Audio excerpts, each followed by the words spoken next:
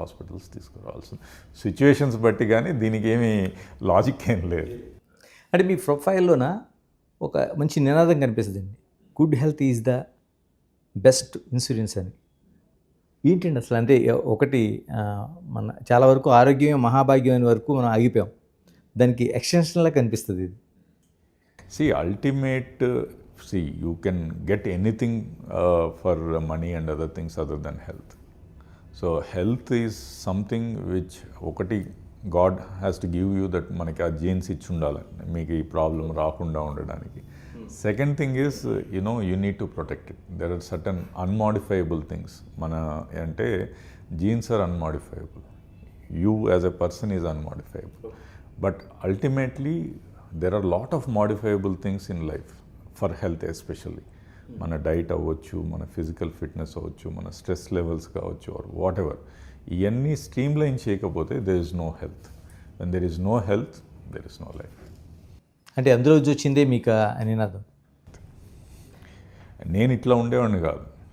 ఈరోజు కొంచెం ఇంతకుముందు మనం చూస్తున్న దాంట్లో I would have then once realization వచ్చిన తర్వాత then what is the importance.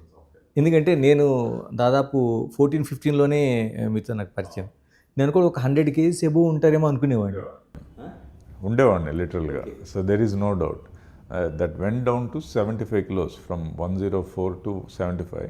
Just basically what are the consequences your సబ్సిక్వెంట్గా. అందుకోసం it is for me, it is for every one.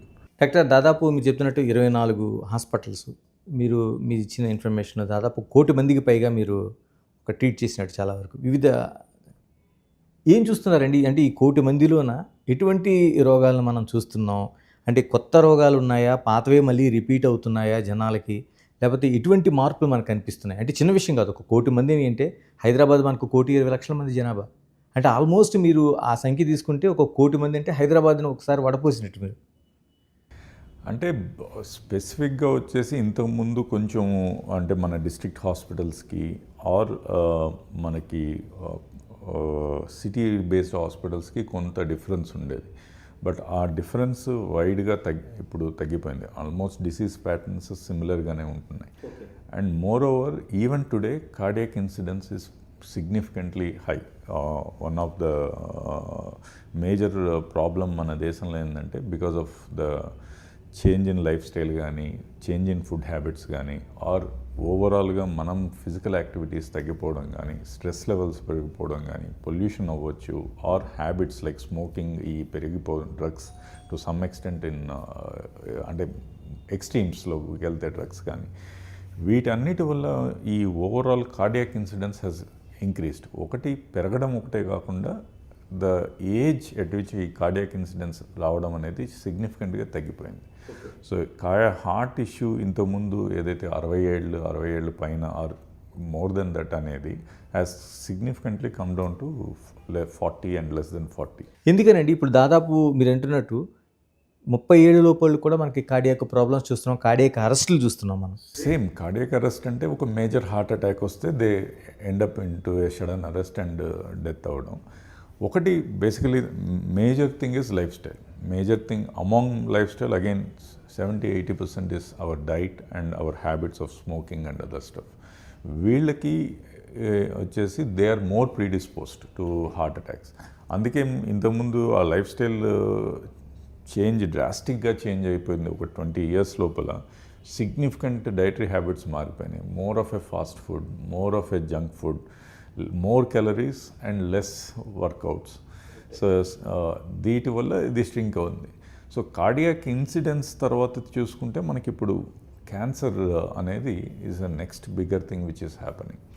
So ఈ cancer again related to genes, pollution, diet, everything. ఇవన్నీ ఇప్పుడు మనకి మన కంట్రీనే యాజ్ సచ్ చూస్తే we are having an epidemic of metabolic syndrome. Metabolic syndrome అంటే obesity, diabetes, hypertension, heart disease, ఇవన్నీ అంటే ఒక metabolic disorder basically related to dietary and lifestyle. దానివల్ల ఒక మెటబాలిక్ ఎపిడమిక్ ఉంది. దానివల్ల వచ్చే ఈ things diabetes and is equivalent to heart disease.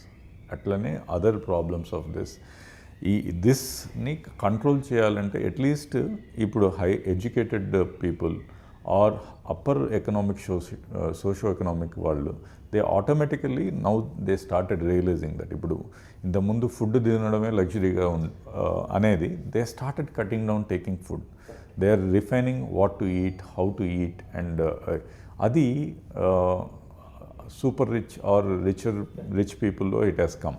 Slowly it is coming down to middle class. ఇవన్నీ కూడా వెస్ట్రన్ వాళ్ళు ఆల్రెడీ అడాప్ట్ చేసుకొని మాడిఫై చేసుకున్నారు. మనం స్లోగా ఇన్కల్కేట్ చేసుకుంటున్నాం. It is coming. అంటే మనం చాలా వరకు స్టడీస్ కావచ్చు, మిగతా అంశాలు చూస్తున్నాం. హైదరాబాదు కార్డియాలజీ